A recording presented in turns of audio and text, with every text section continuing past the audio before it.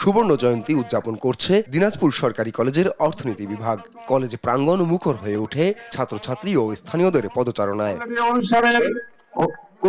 শুক্রবার 50 বছর পূর্তির অনুষ্ঠানে প্রধান অতিথি ছিলেন কলেজটির সাবেক শিক্ষক ও বিএনপি মহাসচিব মির্জা ফখরুল ইসলাম আলমগীর। বলেন, সহনশীলতার মধ্য দিয়ে গণতন্ত্র চর্চা এগিয়ে নিলে অর্জন হবে অধিকার। অভিযোগ করেন, বারংবার গণতন্ত্রকে হত্যা করার চেষ্টা করা হয়েছে। 15 বছরে দেশের সম্পদ লুণ্ঠন করে বিদেশে পাচার করেছে আওয়ামী লীগ। আমাদের দেশের সমস্ত সম্পদকে লুণ্ঠন করে বিদেশে পাচার করে দেওয়া হয়েছে।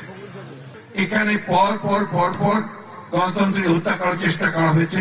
আমরা রাজনৈতিক দলগুলো পরস্পর পরস্পরের সঙ্গে বিরোধী লিপ্ত হয়েছি, কিন্তু সহনশীলতার মধ্য দিয়ে গণতন্ত্রকে চর্চা করে আমরা যে সবাই এগিয়ে যেতে পারি, তাহলে কিন্তু আমরা গণতন্ত্রকে লাভ করতে পারবো। গণতান্ত্রিক যুদ্ধ শেষ হলেও ঐক্যের যুদ্ধে ব্যর্থতা রয়েছে উল্লেখ করে সুখী সমৃদ্ধ বাংলাদেশ গড়তে ঐক্য ধরে রাখার আহ্বান জানান তিনি।